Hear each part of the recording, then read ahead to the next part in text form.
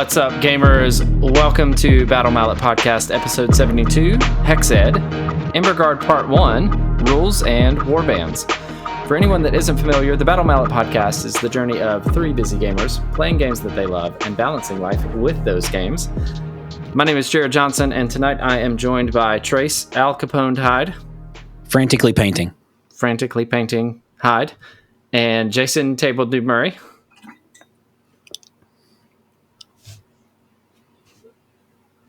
I wasn't told I could talk, so I'm waiting for you to tell me. I didn't say to not talk until I told you to talk. I said, don't start talking until I start talking. Oh, is that I'm really bad at instructions. It's a good thing we're moving the going goalpost, Johnson. Moving the goalpost. You know how I do. I try to take my inspiration from a lot of different sources. Okay. Anyway, so this is part one of our Embergard review episode. In this episode, we're going to cover the rules, and the goal here is geared more towards the veteran Underworlds players. We're going to walk through the differences, aka all of the things that you need to forget so that you can have the best Embergard experience that you can. And when we're done doing that, then we'll go through the two warbands that come in the box, the Emberwatch and Zikkit's Tunnelpack. We'll walk through their war scroll, talk about their fighter cards, and then we'll wrap up the show. Part two of this series will be our standard review of the Rivals decks, so keep an eye or ear or whatever sensory organ you prefer out for that episode. Really? Probably be live as soon as this one is. So we are going to skip the what we've been up to part of our normal episodes, and we're just going to jump in to the rules for Embergard.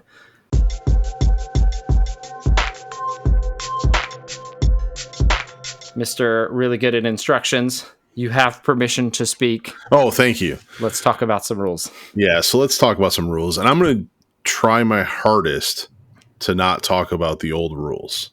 So really want to frame this in, we're going into a new edition, and one of the hardest things that it's going to be for me, and I would assume some of the challenges that veteran players are, is to just not assume, because this is a pretty big reset, and a lot of things that have been ruled in the past no longer apply because there is a new, it's just a new rule set.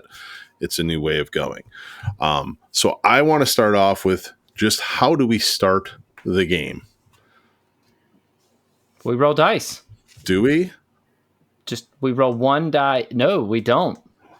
We don't. Oh my gosh. Yeah. So yep, I already messed up. You already messed up. So we have your warband, my warband, and in this case, our rivals decks. It is not defined if we have to declare our nemesis decks, but I would assume because the rules state in the pregame, you declare what warband and what deck you're bringing. Okay. Then where do we go from there? What is the next step? We draw cards. We draw cards. That's pretty funky. Yep. Are you sure we still haven't rolled any dice? We have not. Well, oh, yeah. So, yeah. Nope. We shuffle, and then we draw cards. Oh, okay. Yeah. Let's very be clear. Let's be clear. Precise. Yep. So then we draw and we take our mulligans, and the mulligans are... It's not a mulligan. Oh, sorry. It's a redraw. It's a redraw. It has a... There's a vocabulary for it now. It has a word. Yep. But I really like the word mulligan. I know. It is a fun word. It's just a fun word to say. And the thing that I noted, especially when you and I actually played through this together for the first time, is that there is no revealing of the cards that you don't want. So the cards, if you redraw your objective hand, you do not have to reveal those cards to your opponent. If you redraw your power hand, you do not have to reveal those to your opponent. You just place them face down, draw your new hand, and then shuffle the old cards back into the original deck. Into the deck. Into their appropriate deck. Mm-hmm. So don't shuffle your power cards into your objective deck and vice versa. Why not? I've done that once or twice. Yeah. Well, yeah. Especially when the cards aren't sleeved properly. Correct. Yep. All right. So we have drawn and or redrawn. Yep. Now what? Now we finally roll. All right, sweet. But we roll not 4 dice, Oh, not 7 dice. no. We roll a die. A die. What about board placement? Oh, we're not there yet. You got to roll a die first. We got to roll a die. Okay. There's just one board. You still have to place it. Still have to place it. All right. So we roll a die. Crits win. Yep. Then it is actually Furies. It's not Furies anymore. They're swords. Well, I'm still saying Furies. You can, but if we're playing the game, they're swords. All right. So swords. Then hammers. Then hammers. Then surroundeds. And then flanks. And then flanked. Past tense. No, isn't it flanked then surrounded? It is surroundeds then flanks. Then flanks. Okay. Doubles beat singles. Doubles beat singles. All day. Which is that's baseball, strange. baby. Strange. No, it's not. Doubles are better than singles in baseball. So look again, at me making a sports ball reference. Listen, I don't want to reference the old way, but the old way was singles beat doubles. So it was, yeah. But I thought you said we weren't talking about the old way. I know we're not. But okay, all right, moving on. Saying what I'm going to struggle with. Yeah, all right, so then we roll, and then the person of that roll off gets to select the board.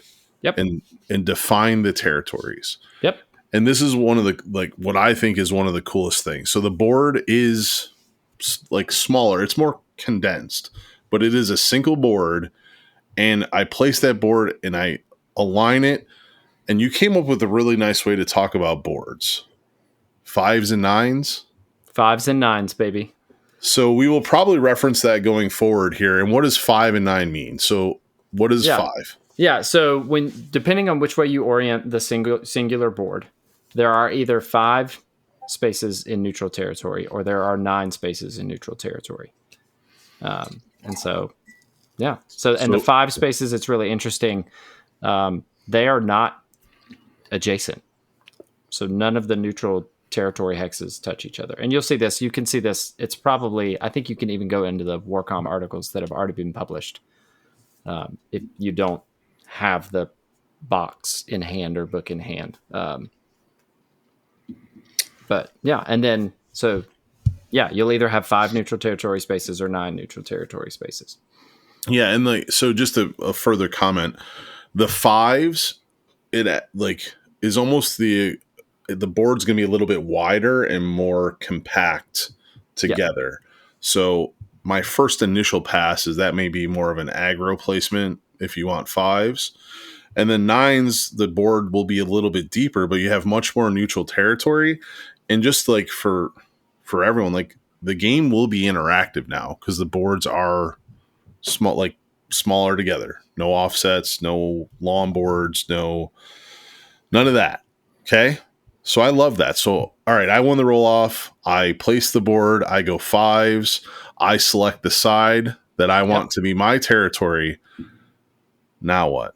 Now we place treasure tokens. Now, here's something else when it comes to placing treasure tokens. You already have the knowledge of your objectives and your power cards. Yep. So that strategy shifts to I have knowledge, make the right placement. But because I won boards, who places the first token? The person who did not win boards. So you. Yep. But the first token has to be placed in neutral territory. So if I'm playing 5s, it's got to go in one of those. Does, yep. And again, because the board is a little more compact, that placement, although seems irrelevant because it has to be in neutral territory, it's going to dictate heavily where the rest of the tokens can go, whether you want to put it left side justified and then have more tokens on the line on the right hand side. If you put it center, it pushes the other tokens to the outskirts of the board. Yeah. So there still is some play there. Yeah, and that all holds true because feature tokens, treasure tokens, when you're placing them, they cannot be placed in starting hexes, blocked hexes, stagger hexes, edge hexes, or within 2 hexes of another feature token. So there's still that buffer around the treasure/feature tokens that anyone that has played the game before is going to be used to. Okay. And then we finish placing them in sequence. So you place the first, I place the second, you place the third, I place the fourth, and then you place the fifth. And then what do we do after you place the fifth token? So then we start deploying fighters, and whoever placed the final feature token places the first fighter. Okay, so no other steps, just right into it. Just right into it. We don't roll off. You go. So bam, we've placed all our fighters. And then we do another roll off, which is a single die again. Same way we first rolled off. And the difference with turn 1 over turn 3 or 2 and 3, which battle round 1, battle round 2, and battle round 3, is there is no underdog. Correct. And what is underdog? Yeah, so underdog is a new mechanic. Anybody that's played Spearhead or Age of Sigmar is going to be familiar with it, and it works slightly differently from those. So if you haven't played it, you're not losing anything. The rules simply say it's underdog. If one player has fewer glory points than their opponent, they are the underdog. Certain abilities can only be used if a player is the underdog. So the underdog will change throughout the sequence of the game, whether that's in the action step, it could change during scoring. In the end phase. But in subsequent turns, after battle round 1, the underdog will win ties. But for round 1, there is no bonus crit for finishing deploying first. It is simply a pure roll-off, and if you keep matching your opponent, you just keep rolling until you don't. Cool. So I win the roll. I roll a crit and you roll a hammer. Great. And because I get a power card. Yeah. I'm going to let you go first and you get a power card because I won the roll. Yep. Yeah. So that's new. So it's whoever wins the roll, they get the choice of who goes first, but whoever loses the roll, whether they go first or not, gets to draw a power card. And that will happen every round. Every battle round. Yeah. That's pretty cool. I like the power card, kind of the balancing, the power would be in my hands because I get to choose whether I want to be going first and kind of be the aggressor. But I've always liked to go second. And even though you're getting something in a power card, you're not going to be able to leverage that right away because there's no power step. So you go first, you get your extra card, and hopefully I can counter that by having the last activation of the round. Hope so. Awesome. So no, I'm sorry. You don't have the last activation. You have the last turn. Turn. We gotta change our vocabulary, man. We do. We're boomers over here. We gotta learn the new lingo. Yep. So we go to the combat phase, and then it is your turn, my turn, and the turns kind of stay the same. There is an action step. But the things that you can do now in an action step are defined as abilities. And not just abilities, but core abilities. Okay. Yeah. So what are some of those core abilities that you can do? Yeah, so a lot of these are going to be familiar. But note, there is a missing word. I'll quiz you at the end, Jason. That sounds good. I'm going to list all of the core abilities, and then you can tell me what word I didn't say that I would have said in the previous edition. So there is the move core ability, the attack core ability, the charge, guard, and focus. So what word didn't I say? Attack. I'll give you a hint. Move action. Yeah, I didn't say action. So there is not a defined move action. But within the definition of the abilities, there is grammar that allows for, and we'll get to this as we get through, allows for things to trigger off of, to things that happen immediately after, immediately before. So move, pick a friendly fighter to use this ability. That fighter can enter an adjacent empty hex a number of times up to their move characteristic. So standard move. That fighter must end this ability in a different hex to the hex it began in. Then give that fighter a move token. That fighter has moved. So there are moments in this step in which you could I'm going to say the word react, but in which surge. You could trigger surge abilities, which we will get to. But I think that's entering hexes. Yeah. Okay. Something could happen as a fighter enters a hex. You complete a move. You Being complete given a an move attack. token. So something could happen,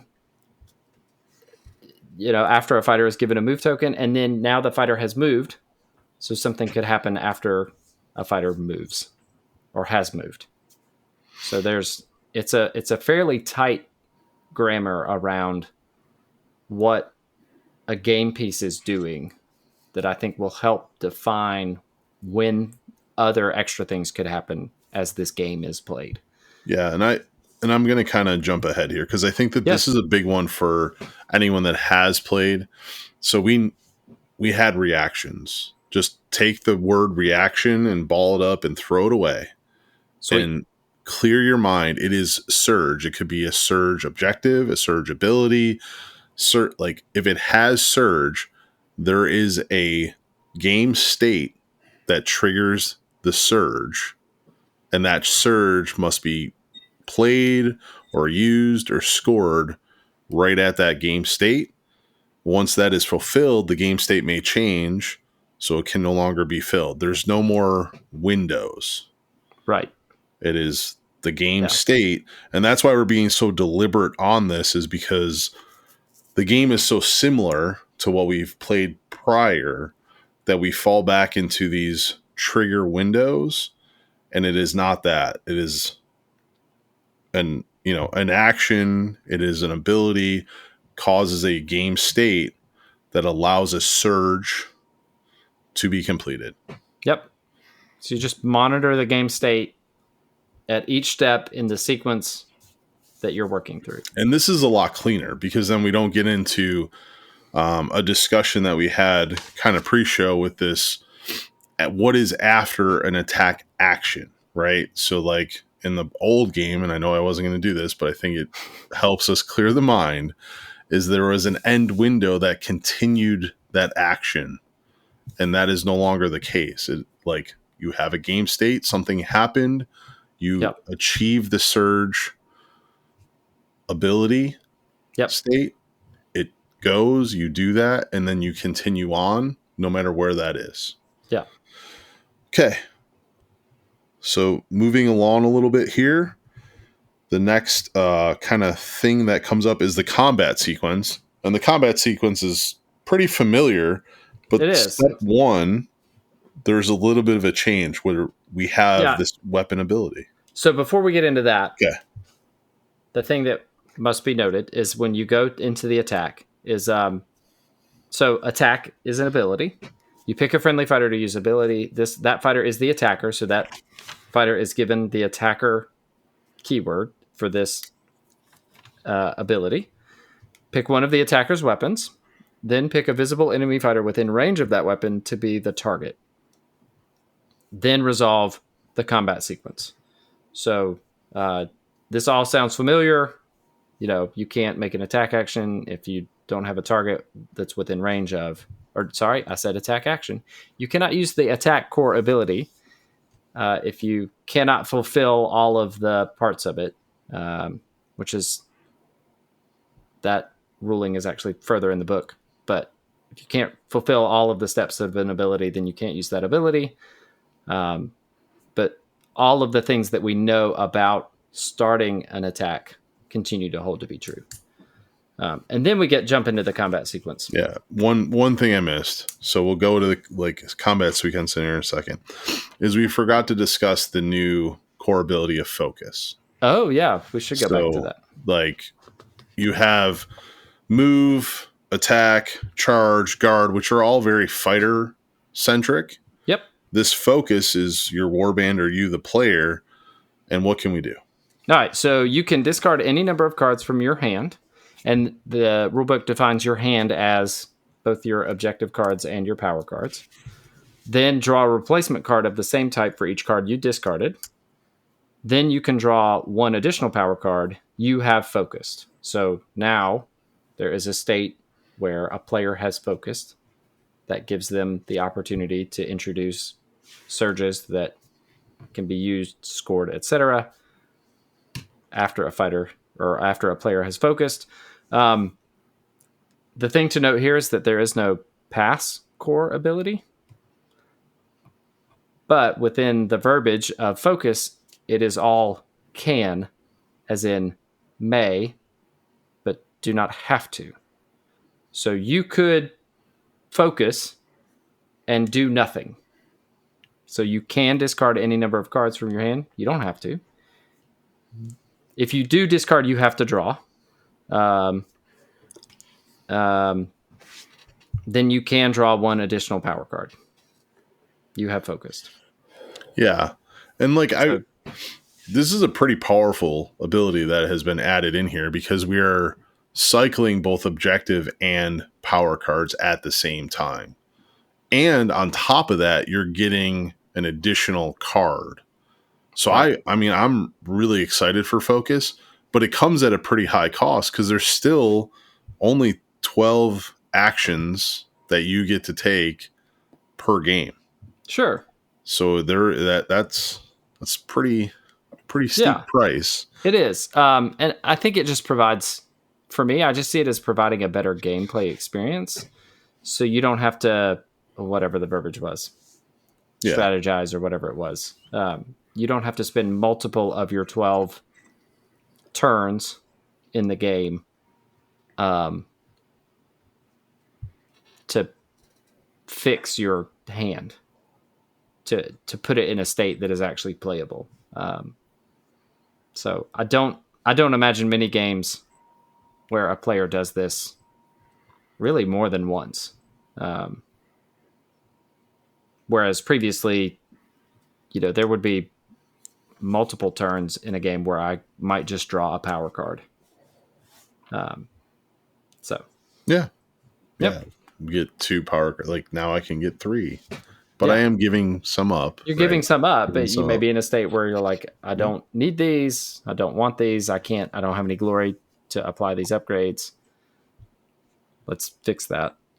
Okay, cool. All right. And so while we're here, let's just stick with charge. Let's go through this because it ends in an attack anyway. So again, there's no move action. So a charge,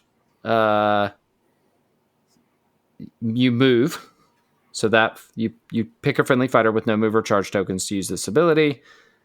Remove that fighter's guard tokens if they have any. Then that fighter moves. Well, what does it mean to move? Well, we can go to the move core ability. Follow that sequence. You're entering adjacent empty hexes. You're gaining a move token. Now you have moved. But instead of gaining a move token, you gain a charge token, and then that fighter attacks. And that's where you go to the attack sequence. And then after that fighter has attacked, that fighter has charged. So now we resolve the combat sequence because we resolve the combat sequence before the fighter has been considered to have attacked. Cool. And we kind of went through that, but the first big thing here is weapon abilities. So you're going to select the weapon, and what type of weapon abilities may they have? Just 1 or 2.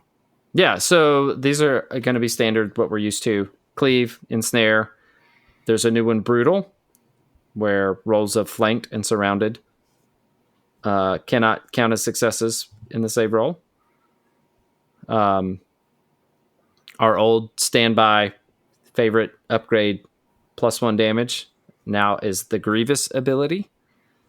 So a fighter's weapon has +1 damage for that attack. Stagger, that's normal. And then grapple, this is your previous edition, push a fighter in any direction 1 hex instead of driving them back.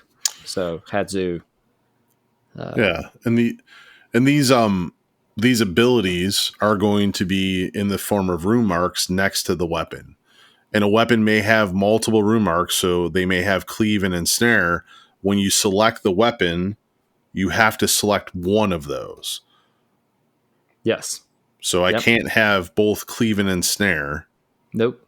From the rune marks that are on my weapon. There may be another way to get it through a card or something, but sure. But I have to select one. That's pretty. I mean, it's different because we're used to them having multiple. Like we're used to having crit Grievous. We're used to having cleave and ensnare, like on a lot of weapons. Yeah. Which I think we're still going to see it. But unless there's a rule that changes that, it specifically says pick one, and then you make the roll, you make the saves, you determine successes. And I know that we've touched on this before, but remember that crits are just counted as successes now. Yeah. I think for me mentally, I'm just going to have to think of the crit result as a success that is also a trigger. It is no longer a super success, but it is a success that could also be a trigger. Well, they could just allow me to do some cool stuff. Right. Or it could trigger another weapon ability. But it is not, this overarching super success that it used to be, much to my chagrin, much to Trace's delight. Correct. Yep. Cool. And the other thing that I just like, so you can have the weapon abilities. So Grievous is the one that I'm going to pick on, right? So Grievous is +1 damage to the attack for that attack. And if it just has regular Grievous, that's +1 damage. But it could also be a crit with an ability. So it could be a crit cleave, it could be crit snare, it could be crit Grievous, and that's what you're saying, those special triggers. But there's also 2 basic special triggers in the game. One is called Overrun, and the other one is called Stand Fast. You want to go through those? Yeah, so we've talked about these, and they've been leaked for a long time. But Overrun, I think, just adds another element of positioning to the game. So this is if an attack roll contains more rolls of crit than the save roll. After the fighter is driven back or slain, the attacker can use the following ability: Overrun, push the attacker 1 hex. That push must end in the hex the target was in. And I think what's important to note here is that these 2 abilities, Overrun and Stand Fast, and there's even a designer's note in the rulebook says that these are not weapon abilities. So they can be used in addition to any chosen weapon ability. So, if you're a hold warband or a flex warband, knowing that you could just throw a lot of dice into an attack and potentially knock your opponent off of a treasure token or a feature token and then overrun into that same hex is pretty cool. It triggers on more crits than your opponent. So if you tie on number of crits, you don't get to do it. So it's not something that you can bank on, but I think it does offer that special experience of out-critting your opponent in a different way than out-critting and suddenly having an impossible to defend attack, may have felt. Yeah, but correct me if I'm wrong. Overrun doesn't necessarily have to be successful attack action, right? So if we so I'm going to interrupt you. Mm-hmm. After the target is driven back or slain. Yeah. So if we tie, yes. And so you have a regular success and I have a crit success. Yes. I could push you back even though we're tied. I'm driving you back and I'm overrunning because I have a crit. Yeah. Yep. That's pretty cool. And again, the weapon abilities you select beforehand, you only get 1. Then let's say you pick crit Grievous, you would get the extra damage. And if you had more crits, you'd still be able to select Stand Fast or Overrun. Yep. Depending on what one you would like or what state you're in. I really, really like that. I really like the selecting an ability, gives me more flavor.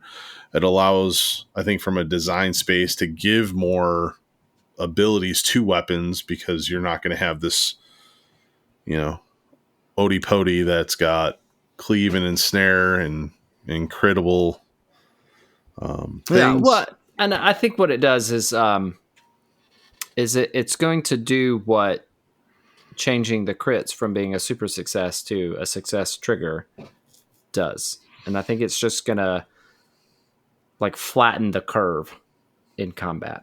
You're not gonna have these spikes. You're not gonna have spiky fighters. You're not gonna throw somebody in that has +2 damage, cleave, ensnare, knockback 2, that can just go in and go ham and get to do like all of their things. So,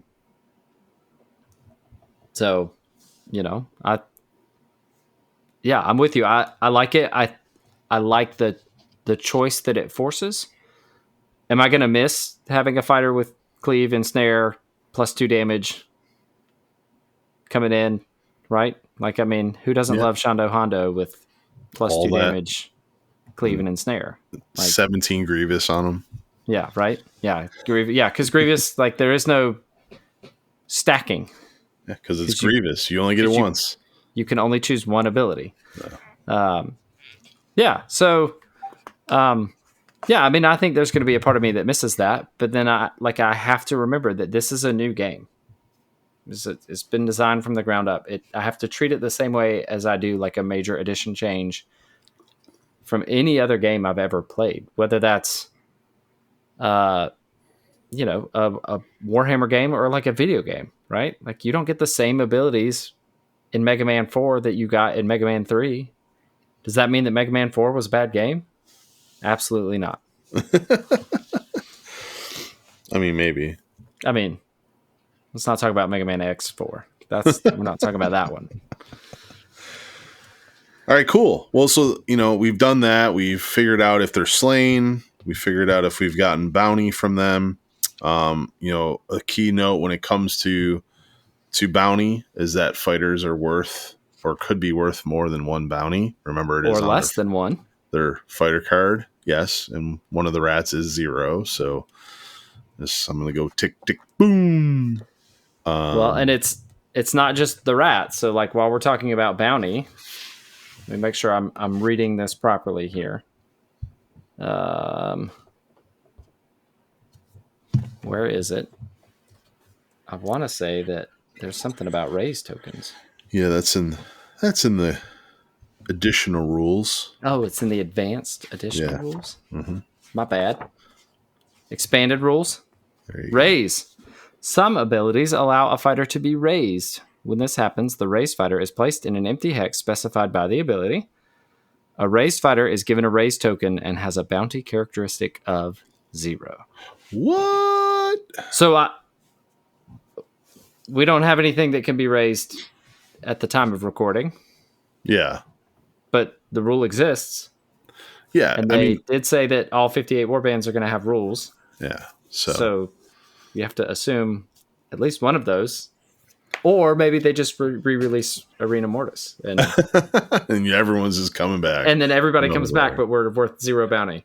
I mean, I do want to expand on that because it's pretty cool. Because we've the 2 warbands that are in the box both equate to 7 glory, right? Like, even though one of the fighters is 0. And again, going back to the board state change where the board layout, the width of the board, the depth of the board may be different, and like you're definitely getting more engagement. If and when a raise card or warband or some way to bring a fighter back comes up, you're not punished for that interaction. Because the other keynote here, which we're getting to when it comes to the power step, is when you play upgrades, when that raise fighter comes back, like that card is gone because it's already gone when he is slain. That power card is removed. So tooling up those raised fighters is not going to carry over when they are raised back. Yeah, which is really cool that it's 0 glory.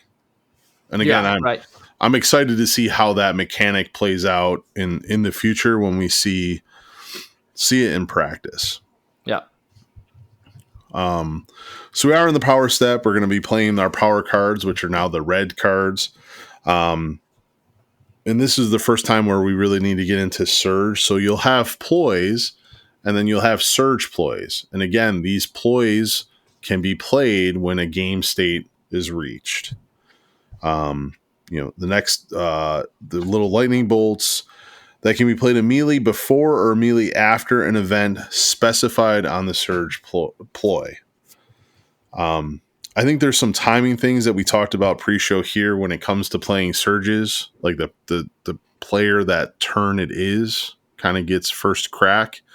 That doesn't mean that the opponent doesn't get to play one. They both play them at the same time, and you resolve all the things that the current turns player is first, and then the opponent would get to play or to do theirs. And then the upgrades. So you want to go through the changes that when you play an upgrade. Yeah, so to play an upgrade, reveal it and equip a friendly fighter with that upgrade by placing it next to their fighter card. The total glory value of a warband's equipped upgrades cannot exceed the number of glory points that warband currently has. So there is no more spent glory. Sorry, Mike. Poor fish mode. I'll have to rebrand the blog. Probably not. Probably not. No, he should keep it. It'll be legacy. But that goes back to the slain state. So, we talked about it, but the idea is the same. Out of action. That's what it used to be. It's now slain. One word. The fighter is slain. Has been slain. Right? The grammar is there to allow for sequencing of events. If a fighter has a number of damage tokens equal to or greater than their health characteristic, that fighter is slain. Immediately remove the slain fighter and their tokens from the battlefield. Remove all tokens from their fighter card and each of their upgrades. So if you have tokens on an upgrade, those get removed. If you have tokens on your fighter card, those get removed. Discard that fighter's upgrades and then uninspire that fighter. Slain fighters cannot use abilities and cannot contribute towards scoring objectives unless specified otherwise. Finally, ignore slain fighters for all rules unless specified otherwise. So, man, I missed that they become uninspired. That's crazy. They do, yep. Yeah, I mean, so again, why would a raised fighter be worth 0? Well, yeah, there's definitely some changes to that game state. That's awesome. Because they're worth nothing. But what that means is that when a fighter is slain, all of their upgrades are no longer equipped. Yes. Which means that you have that much glory back in your pool of glory that you can then equip further upgrades on. And for a gameplay standpoint, for a keeping games tight standpoint, I really like that. Because you can take your resable, non-resable fighter, apply 3 glory worth of upgrades to them, throw them in, have them do their thing. Hopefully they score whatever it is that you're trying to score, or they put the game in a state that lets you score what you're going to do. They die. It is not nearly as painful as it used to be when a tooled up fighter died, because now that glory is essentially refunded to you. So you can do it all over again. Yeah, I mean, you still have lost the upgrades because they get broken is not the they just get discarded. Yep. But I do like that from just a player standpoint. It's going to be a new tactic. It's going to be a new strategy. These are new things because of the way that this game is designed and worded now. So it is not familiar to the veterans, but for all of our new people coming in, you've worked really hard to get whatever it is, 3 glory or 4 glory. Even if that plan is disrupted with that fighter, you kind of now get a reset to try with another fighter based on the cards that you have in hand, and the fact that upgrades can cost 2 or more. They all don't just cost 1, and there are a lot that cost 0, and some really powerful ones that cost 0, like great speed or whatever it is. That's 0. Yeah. I think the stocks on great speed are not as high as they used to be, just because the board is tighter. But taking a fighter from move 4 to 5, or how's it feel to be wrong, Jerod? What? How does it feel to be wrong? He said. Oh, great speed is always going to be good. We'll get to that when we get to the cards, because that's one of my picks for the cards. I love it.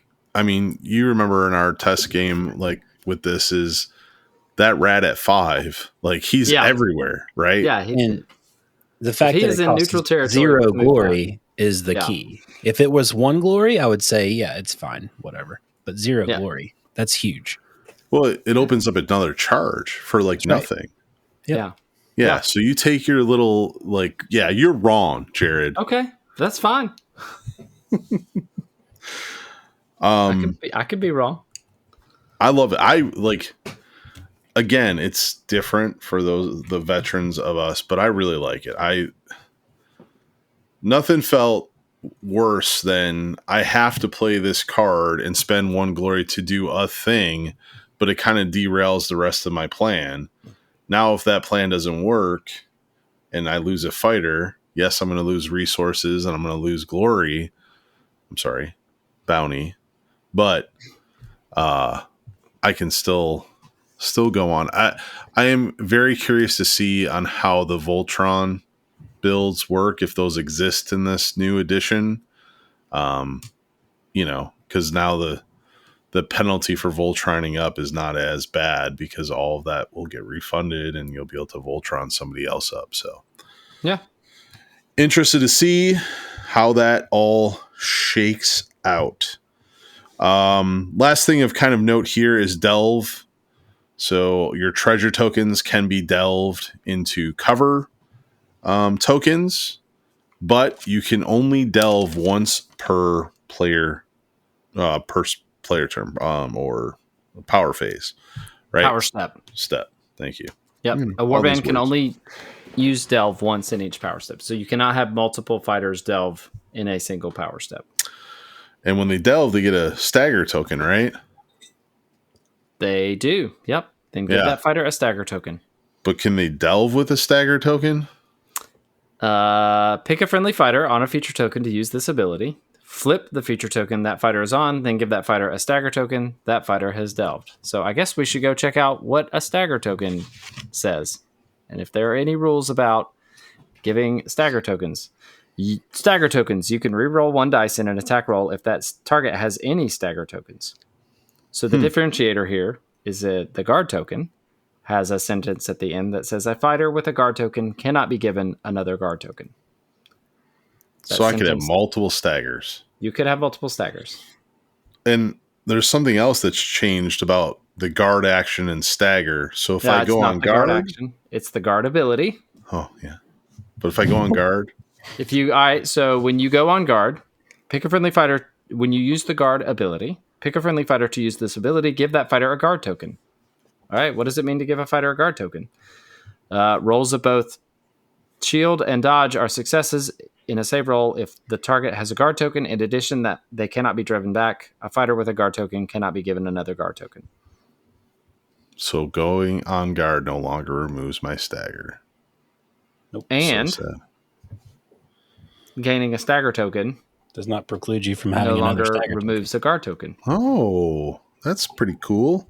So you could have all the tokens. Guard token. You could make an out of sequence move action after you make a charge action. Play a ploy to give yourself a guard token and then delve. And I'll have all the tokens. All the tokens. And then take some damage. Oh wait, no, that goes on the fighter card. Okay, so end phase. Anything worth of note here? I don't think there's anything out of the ordinary from what we're used to. Fighters score objectives. Well, it's the surge objectives that are really kind of changed a little bit, right? Yeah. So if you score a surge, get out of the end phase. Let's go back to the action phase, action step. Well, I'm going to read the box because it'll make more sense. So, surge objective cards, those are the ones with the lightning bolts next to their name. Unlike other objective cards which are scored in the end phase, when the conditions of a surge objective card is met, if a player has a surge objective card in their hand, they must score it immediately. Surge objectives are identified by the surge symbols. Okay. So check. After a player scores a surge objective, that player immediately draws a replacement objective card. If that replacement card is a surge objective, it cannot be scored before the end of the next turn. Before the start of the start of the next turn. Yep. So no more surge stuff. surge windows. It's Nope. or surge objective windows. Like we game state score. So in the pregame, you called out how many surges could I score from one? Yeah. So because you can trigger multiple abilities with the same game state, if you have, and now I don't remember the names of the cards, but Branching Fate. Branching Fate. They're in Blazing Assault. They're all after an attack roll. Yep. Perfect Strike. Yep. Perfect Strike, Branching Fate, and Critical Effort. These are all surges immediately after an attack roll that you could surge and then draw new, but anything new that I drew, I would not be able to score until the start of the next turn. Yes. So like even if I meet the conditions for the cards in any subsequent steps in the sequence in which I'm in, whether that's the combat sequence, whether that's a power step, anything new I draw that is a surge, I would not be able to score until the start of the next turn. Yes. And then the game state would have to meet the conditions after the start of the next turn. So we're still redrawing. We're still scoring instantly, but the big change here is we score instantly and we draw before even the state moves on. Correct. So you're scoring at the roll, and then you still have determine successes, determine if the fighter. Well, yeah. So in this case, you would actually score it technically before your opponent even rolled defense dice. Yeah. Yep.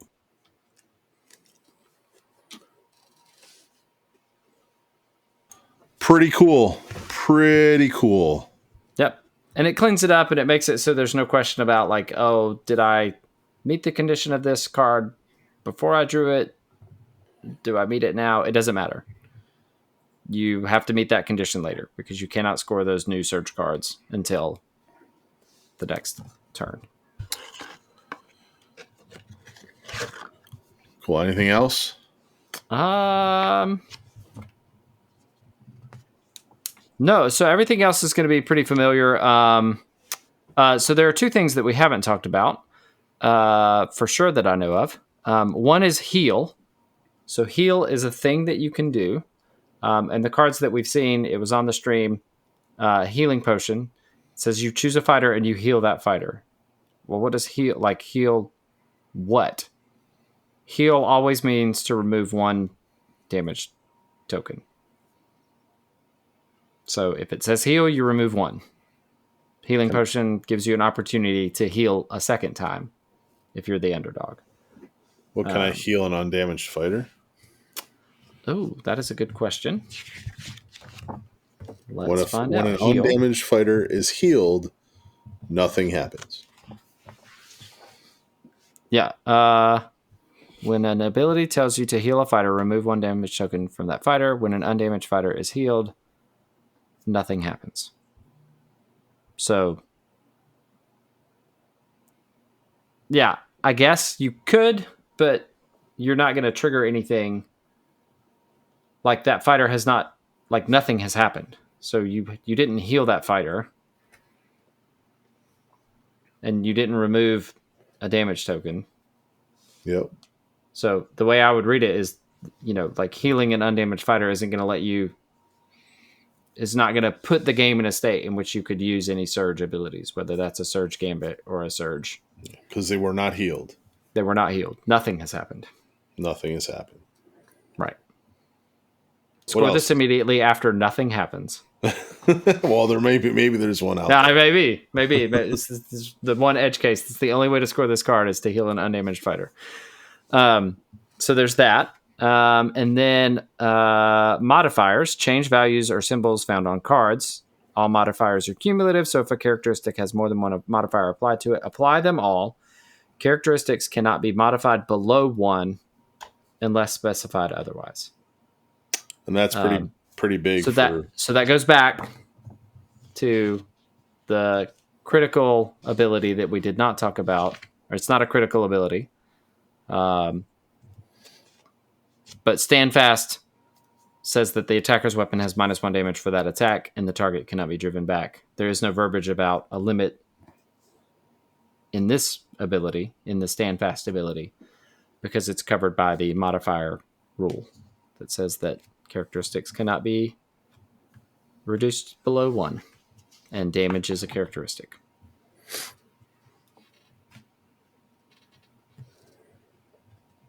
I think that's it.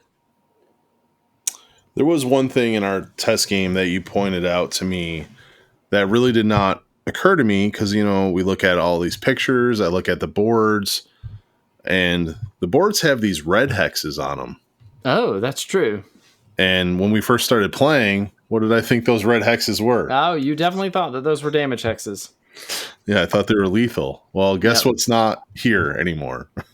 Lethal hexes. Lethal. Well, on the boards that we have. Yeah, the boards that we have. Red outlines are stagger hexes. White outlines are blocked hexes. And that's it.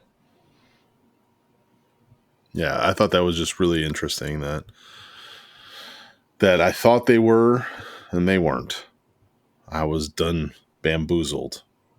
Bamboozled. So we've gone through the rules, and you and I have played, a game or two here or there. What are your overall impressions of the rule set?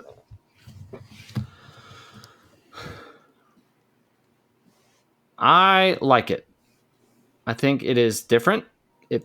When you sit down and play it, it still feels like you were playing Warhammer Underworlds. There are a lot of things that are still familiar, right? Bespoke dice make a big difference. Move, charge tokens look the same. Guard and stagger tokens look the same. Damage tokens look the same. Glory tokens look the same. You're still playing with some of the best miniatures in all of miniaturedom, in my opinion. It is still a combat game. It is just new. Yeah. Yep. So it's not, it's Underworlds, but it's different enough that it's new. Correct. Yeah. That was kind of the same thought I had. Like that, I think if I could delete all prior knowledge out of my head and just play the rules that are in this rule book without confusing myself with prior knowledge, this feels pretty tight. And from a core rule standpoint, I really like the opening sequence. And this is coming from someone that loved to longboard, loved to play offset. Objective base, offset. Like, I love to do that. Yeah, passive builds. I think that the single board, the way that objectives are laid out, the single die, all of that stuff just feels cleaner, neater, and I don't feel like I've lost anything because there's still this objective placement game. There's still this deployment game. There's still this who do I let go first? What way do I orientate the board? Like, there's still enough there that I'm really, really excited. And now when I lose the roll off, because let's face it, like when I was playing that style of passive, I was typically playing a Horde Warband. Like, I was always told to go first. And now if I have to go first, like, I get to draw a power card. Yep. Like, because I've lost the roll. And I just think that it's a really nice tweak. I really like the glory thing. Like the bounty thing with the upgrades. Again, it's still glory. Bounty is the characteristic on the fighter. Glory, it's what you use apply upgrades to equip upgrades. Cool.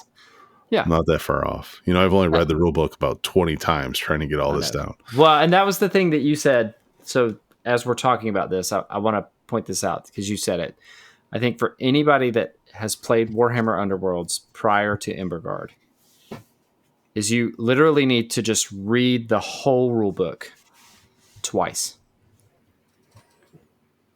Read it once, and then walk through, like, read it. Don't touch any models. Don't touch the board. Don't touch any tokens. Just read the rule book one time, and then play a whole game where you don't do anything unless you have read in the rulebook how to do that thing.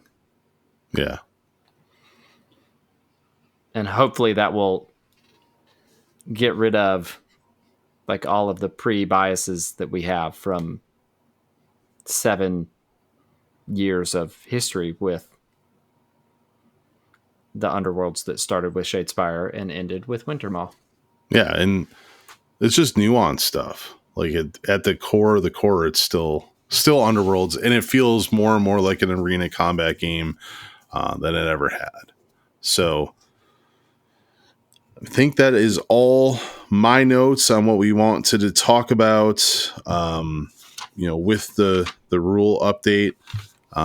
So we're going to take a break, and then we'll come back and go through some warbands.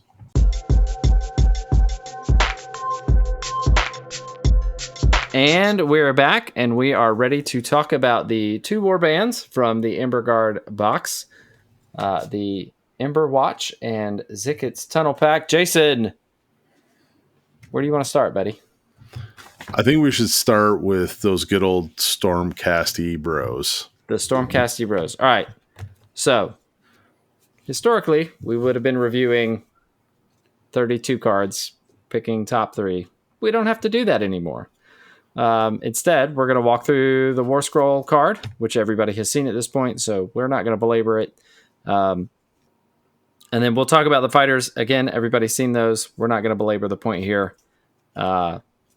But yeah, so the Emberwatch, they are Stormcast out of the Vanguard chamber of the Stormcast Eternals, which is the chamber that I was going to play ages and ages ago. It's the same chamber that the Farstriders come from, which I was a huge fan of. So surprising no one. I'm also a huge fan of this warband and these models. I think they're gorgeous. I think they did a really good job. But all right, so we'll start, and I guess this is how we're going to do things now, is we'll talk about the Inspire condition. After an action step, if a friendly fighter began that action step in enemy territory and used a core ability, inspire that fighter. So if you start a core ability in enemy territory, you'll inspire that fighter. What this likely means is that you are not going to inspire your warband in turn 1 or battle round 1, since you have to start in starting hexes in your own territory. That said, they are pretty beefy, and we'll get into that in a second. I think that your chances of surviving into battle round 2 to get inspired are pretty high. All right, so that's their Inspire condition. They have a warband ability that is not tied to anything. It is not a surge. It does not have a slot for you to put a token on, which we'll get to. And this is Alone I Stand. You can use this in the last power step of a battle round. So this is after the player 2's turn 4. Pick a friendly fighter that is in a different territory to each other friendly fighter. Push that fighter 1 hex. That fighter cannot end adjacent to another friendly fighter. You can only use this ability once per battle round. So that covers all your bases, right? You can use it in the last power step of a battle round. So it's not after the last power step. It's in the last power step. I would assume in place of playing a power card. But you only get to do it once. That's pretty good. That's a nice way to nudge onto an objective. It's a free sidestep if your warband is spread out. And I think that these fighters have the stat blocks that they don't have to be close to each other all the time. So, if you've got a fighter in neutral territory, a fighter in friendly territory, and a fighter in enemy territory, then you could pick any of those fighters to push 1 hex. They just can't end up next to one of their buddies. Any thoughts there, Jason? Yeah, so the Alone I Stand was the one that I had the hardest to try to trigger because it's the one that's in a different territory, right? So you really have to be aggressive, and if someone gets lost back, it is a powerful ability, but I used it the least when I've played them. So yeah, it is one where you really have to think about where your warband is in order to make the most use of it. Yeah, but there are ways to help with that. So Also on the War Scroll, there are 3 surge abilities. The first is Vanguard Dash. Use this immediately after your action step. Pick a friendly fighter, remove that fighter from the battlefield, then place that fighter in an empty edge hex. This ability can only be used once per game. So this, we've talked about this, when we did our hype episode, we talked about how the War Scrolls provide flavor. For me, it feels like they are gambits that you get to use whenever you want. You don't have to wait to draw them. This is hidden paths from the old game. Yeah. Without having to apply a move or charge token to that fighter. Which is how you can inspire a fighter turn 1. Well, sorry, not turn 1. It would be battle round 1.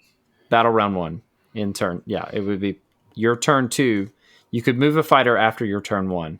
They are in enemy territory now. And take a core action. They would take their core ability and then inspire after the core ability. But that core ability could be going on guard.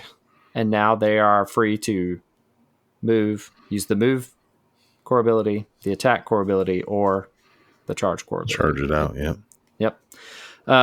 It's really good. Yeah, it's pretty powerful. It's really powerful ability. The next surge ability they have is Deadly Sentries. Use this immediately after you pick a weapon as part of an attack. That weapon has +1 range for that attack. This ability can only be used once per game. So these fighters all have melee attacks. So this is something we didn't cover in the rules. Melee is defined as a weapon ability that has a range of 1 or 2.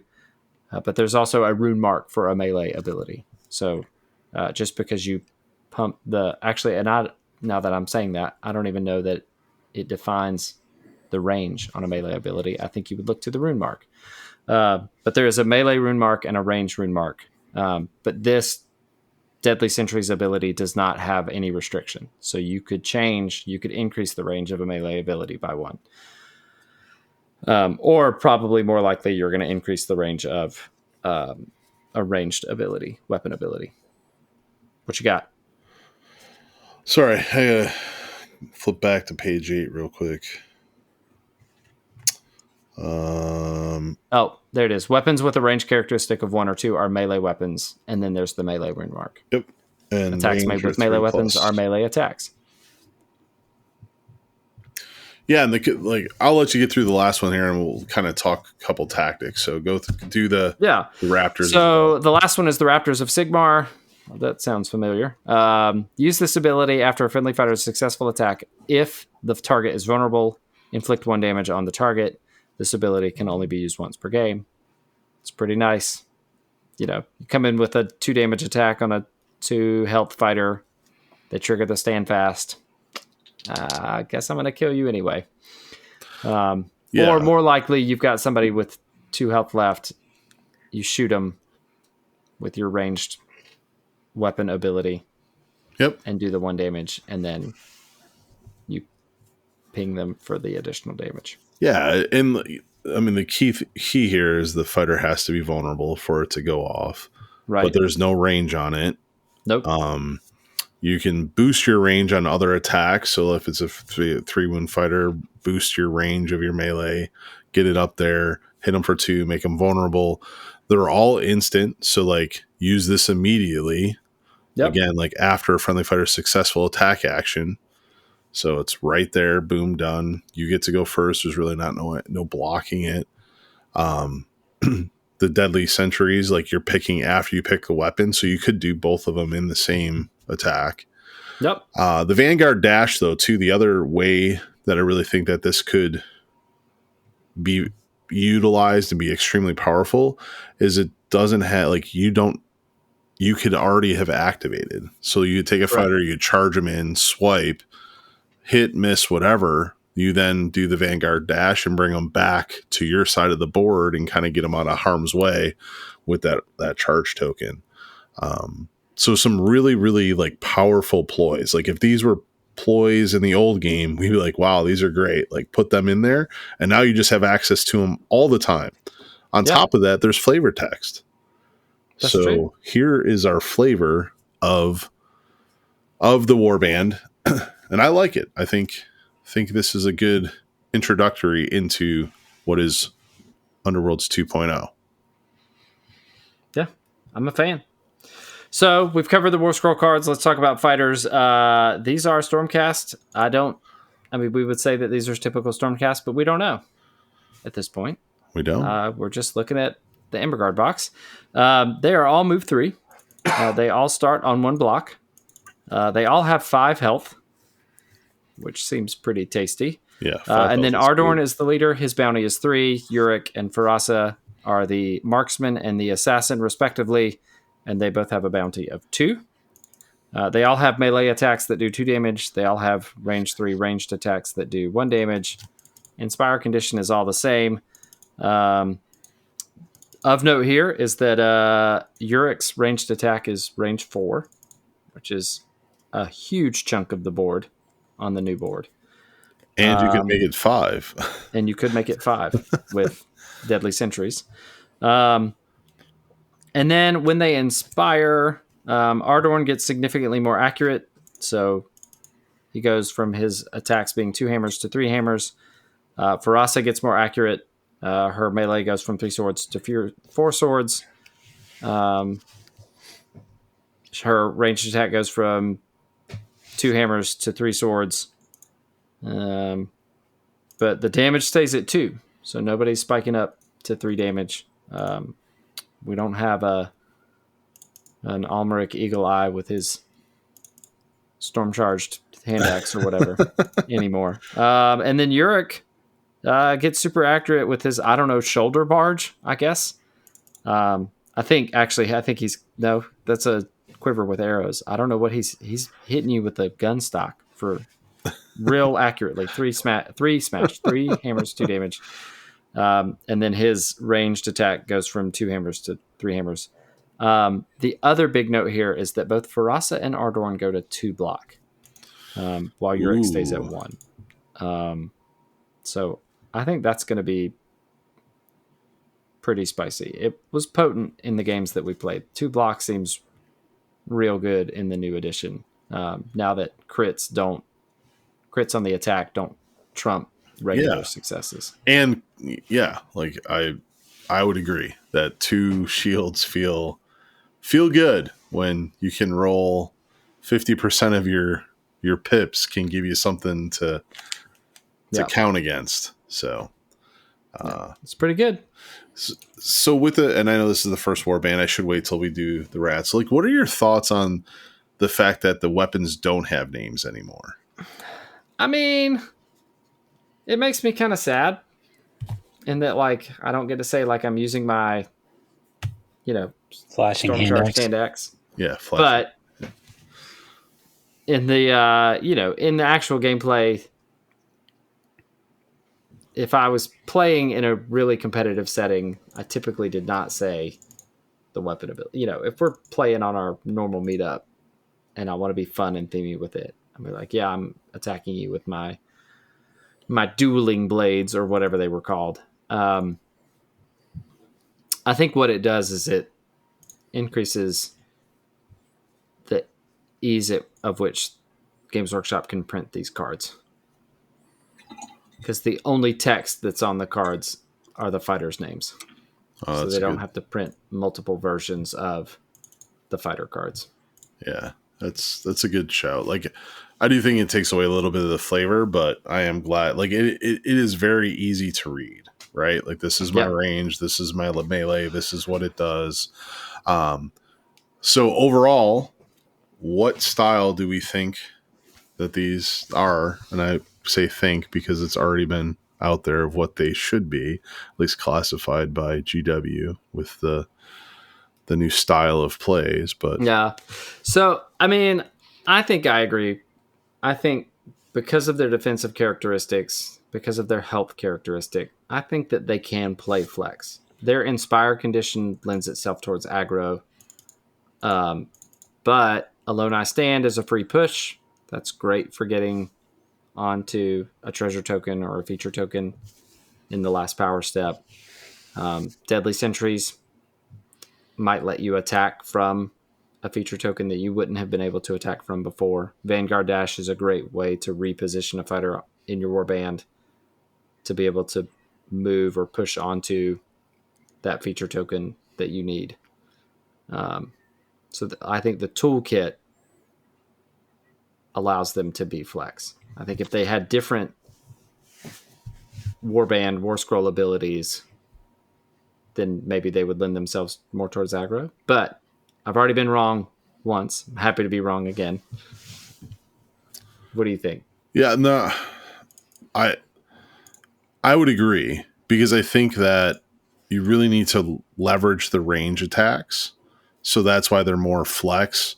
Because if you do, like, even though they have 5 wounds and they have good defensive stats, like, if you just rush them in, because you are only 3 fighters, like, they're going to get chopped up. Yeah. So your best play is to kind of plink a couple times, soften the other fighters up, and then kind of go in. So that's why they're more flex. I don't know if I would necessarily pick a true like hold flex. Like, Yeah. it would be kind of still an aggro flex, or a strike flex, I guess, is a good way of. Yeah. Well, the putting flex it down. that they would be a. I mean, they can strike and take and hold, but I think that they would have a better time playing a pure strike. Yeah. Rivals deck than a flex strike take and hold deck. And they certainly would not do well, I think, with a pure take and hold deck. Yeah. Yeah. New player Randy. Oh wait, we gotta do board selection first. Boards, yeah. I don't. Side A or side B? Yeah, right. And then do you go 5s or 9s? I think you probably want to go 5s. You think 5s? Well, they've got the range, so you could hold somebody. I don't know. I didn't even think about this at all. No, I think would maybe you do go 9s. I would go 9s. Well, all right. I agree with you, and here let me tell you why. Okay. I think when you go 9s, there are more options for you to position your fighters in 3 separate territories to take the most advantage of a low ice stand.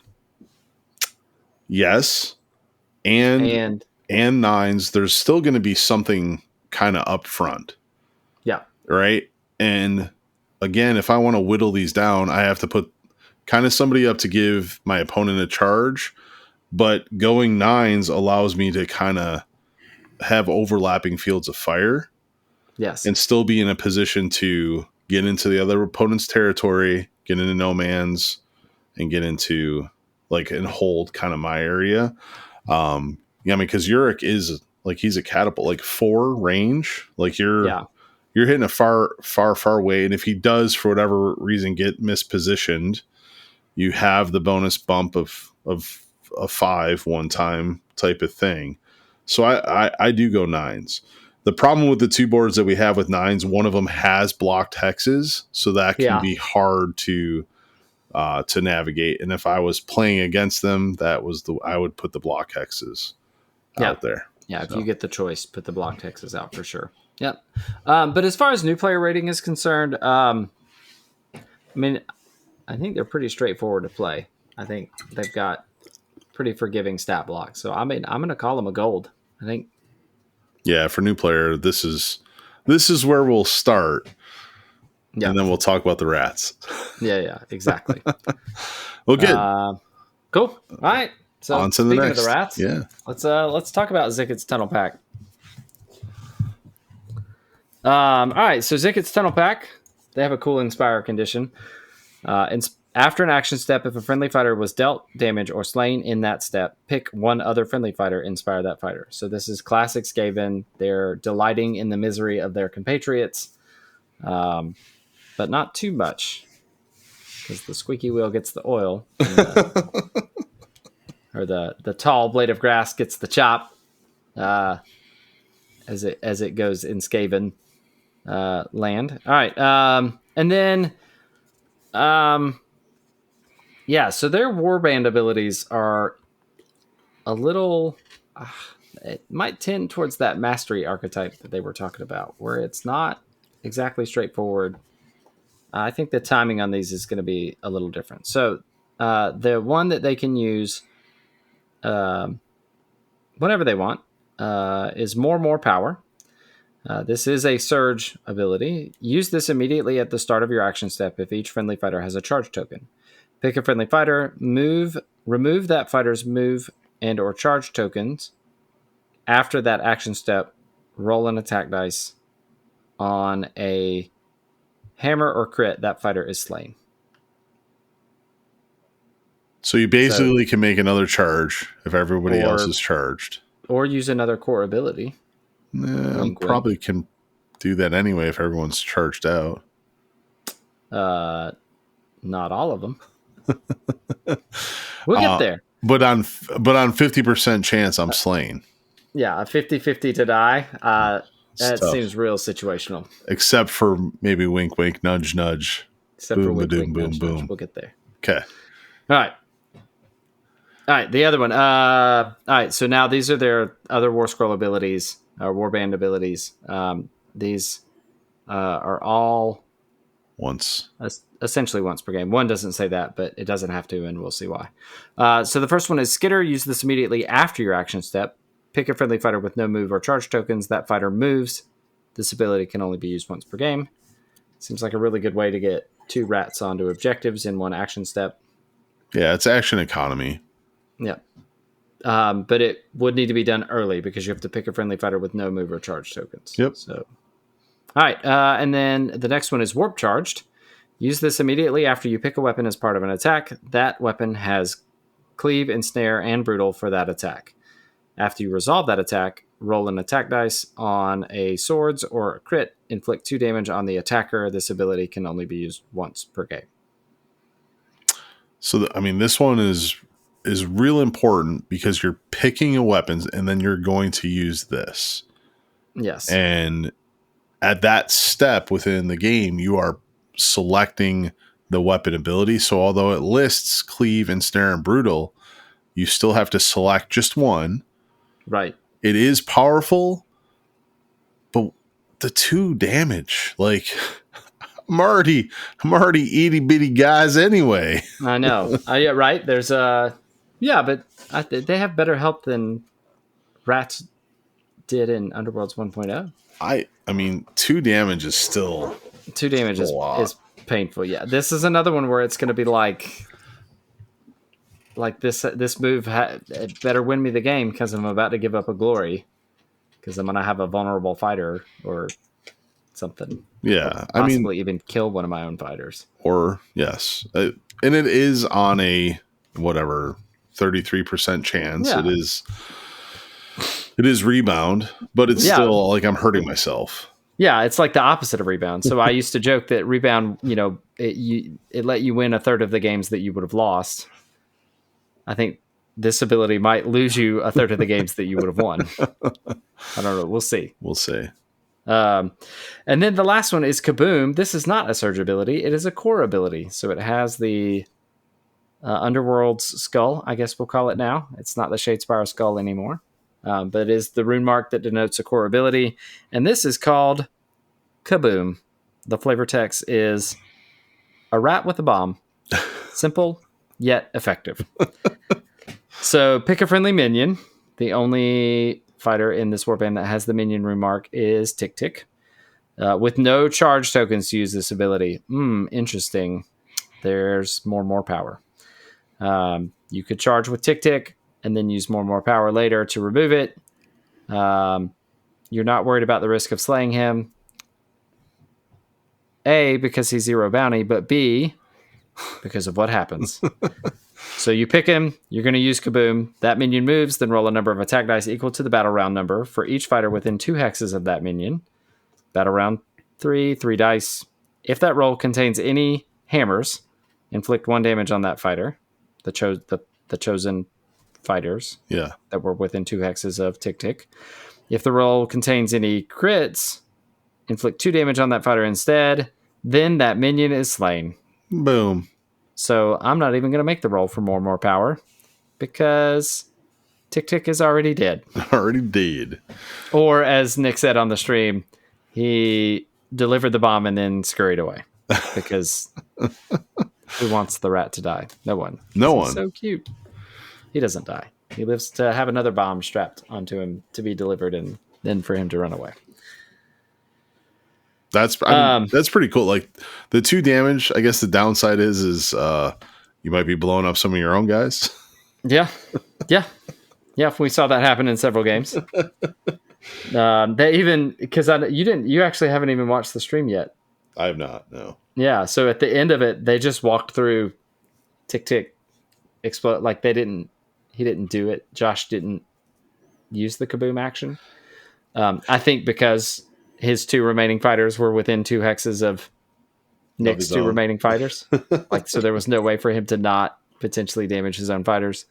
But he did it, and of course, he does 2 damage to his own fighters and only 1 damage to Nick's fighters. It was pretty funny, but yeah. So fashion.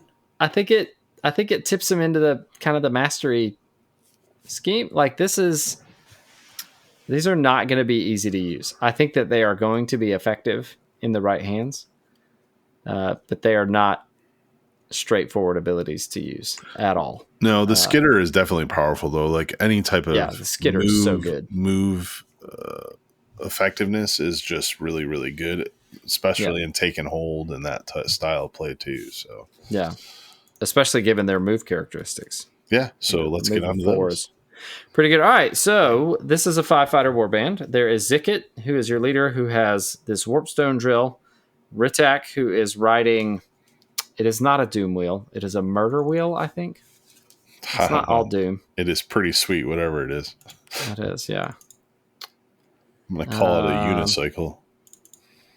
It's his kill wheel. Kill wheel. That's somebody raised in the South. That is a horrible sequence of vowel sounds to have to kill navigate. Wheel. That's a kill wheel.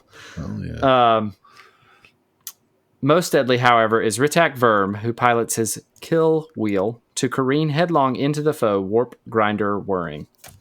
That's the flavor text on the back. All right, so we have Ritak with his kill wheel. Nitch, who just looks like he likes to throw bombs. Kritatak, who I will affectionately refer to as Ed Rat Scissor Fingers. And Tick Tick, who is a rat with a bomb. Simple yet effective. All right. Their characteristics vary wildly. Zikkit, Nitch, Kritatak, and Tick Tick are all move 4. Ritak starts at move 3. I guess his wheel's not spinning yet. Zikkit and Ritak have 4 wounds. Nitch, Kritatak have 3, not wounds, health. And then Tick Tick has 2 health.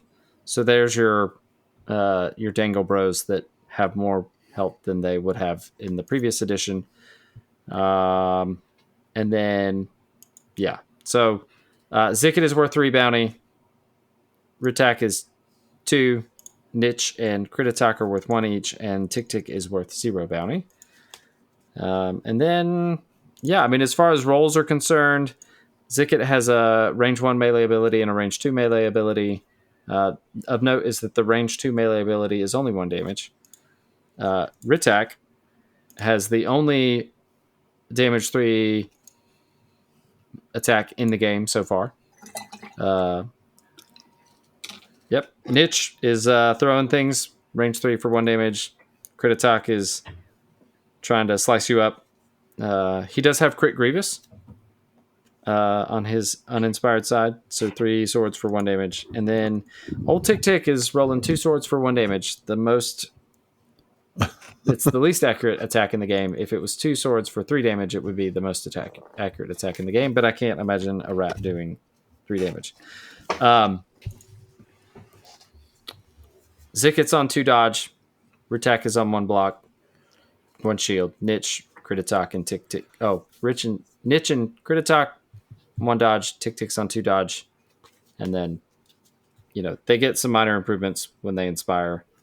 Kritatak goes to 2 damage. They go to 2 dodge too, yeah. Nitch goes to 3 hammers, goes to 2 dodge. Ritak goes to 3 furies instead of 2 hammers for 3 damage and 2 dodge. And Zikkit goes to 2 block, 2 shields, and gets super accurate 3 hammers for both of his attacks. Yeah, I think the big thing here is, I mean, the kill wheel 3 damage is kind of vital. Yes. But in my experience, Nichit is the one that I probably sacrificed too much. And that 3 range is really important to kind of get some damage out, especially playing against the Stormcast that start with 5 wounds. Yeah. Like make sure that you kind of have him somewhere that he can plink away. And then you're going to like have a choice, right? Like, do I inspire the wheel? Yes. But then the second is kind of your leader to get him to those 2 shields, but he doesn't deal a ton of damage. Like he's accurate, but just 2 damages. Well, I mean, but that's the thing about the Stormcast too, is they're all 2 damage. The problem is if you're playing the box, 2 damage into 5 wounds feels a lot less effective than 2 damage into 4 wounds. Or 3 wounds, yeah. Or 3 wounds. Or 2 wounds. Especially when they're on 2 defense dice and they rolled steadfast, and then now I'm doing 1 damage. Yeah. Stormcast. Stinking Stormcast. So I would agree with you. Like, I mean, I think that the GW site called these a flex warband. I think that there is part of them that could be flex, but I'm more like, can we take and hold maybe a mastery? If I am going kind of strike, we need to get more damage into them. Like that's like, I'm trying to beef it up. And like, just remember that Crititalk already has Grievous, may not want to burn something on him. Yeah. You wouldn't want to put great strength on him. Because you can only choose. You could either choose Grievous or Crit Grievous. Now, when he's inspired, if you give him Grievous, now he's doing 3 damage. Doing 3 on Fury.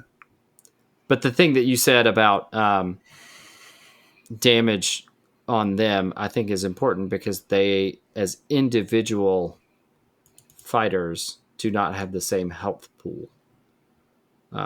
So only pumping out 2 damage per fighter out of the Stormcast is not as painful because they're going to stick around longer. Yeah. You'll get more opportunities to attack with them than you will with any individual Skaven. But speaking of health pool, so I'm just curious. We haven't talked about this, but the Stormcast have a health pool of 15 and the Skaven have a health pool of 16. 16, yeah. So total health pool is pretty close. Yeah, I don't know. We'll see. I'll continue to play them. They're fun, but they are more of a new player rating of probably a silver. Yeah, I mean, I think so. I mean, I think that they can be straightforward. I think you're just going to be more reliant on luck for them to stick around. Okay. Board, you going 5 or 9? I think it depends on what style I'm playing. Okay. I think that there is a world in which you want to go 5s so that you can spread them out so that somebody can't come in and then be well positioned to just keep hammering you. You could kind of circle around the board around your opponent if you position yourself widely. Yeah. But I think that going 9s might give you better opportunities for objective placement. Yeah, objective placement's definitely there on a 9 board. The reason I'm picking 5 is because I want to leverage their speed. Like moving 4, going wide, I can spread out and still get in. I like that. Yeah, so that's what I would do with board. But I think the first thing that I'm going to do instead of playing just straight up rival, like I'm probably going to try to build a take and hold with some damage upgrades in the strike. Like, I think that's a good blend. I like it for them. So cool.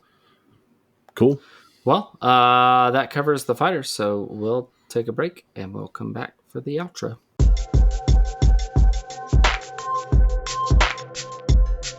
And we're back, and that will wrap up the 72nd episode of the Battle Mallet podcast. In the break, we discovered that there was one part of the rulebook that we did not cover that we want to make sure that we do cover, and that is Nemesis deck building is a thing. You combine 2 Rivals decks, just like we used to. You can only use a single plot card, just like we used to.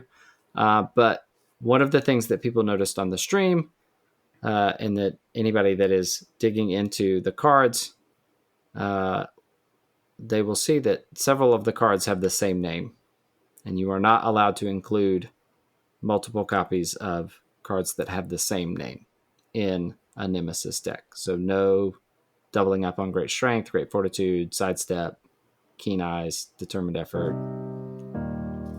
etc., etc., etc. Cool. Yeah, we covered that. So as always, we want to say thanks for taking the time to listen. If you can hit the like and subscribe and give us reviews, as they all say, that is the best way to get our content out beyond word of mouth.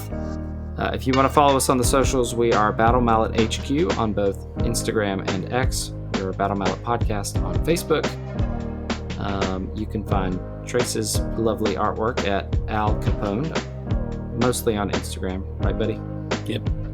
Yeah, not doing so much on the X anymore, which Not is so fair. much. No. Yeah. We should probably get on Blue Sky, I think. I feel like a lot of the hobbyists have moved over there. Yep.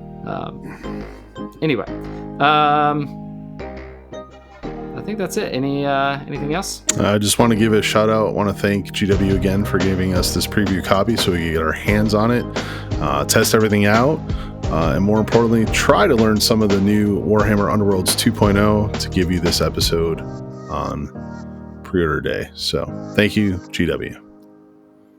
Yes, thank you very much. Sweet. And then I'm sure there's a slew of other content out from other content creators. So everybody has lots to read and listen to get all of the different takes on Embergard. And hopefully we'll all be playing together soon. So for the Battle Mallet podcast, I'm a treasure token. I'm a furious painter. Because I have no other thing to add. And I'm a single board. Again. This is Jerod signing out. Straight signing out. And I'm Jason Table New Murray. Get the hell out of here. Peace. Go Bales.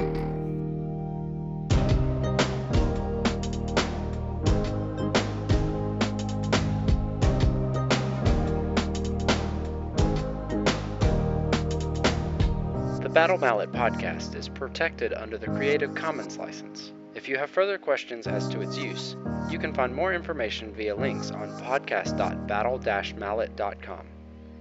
Music by Anno Domini Beats.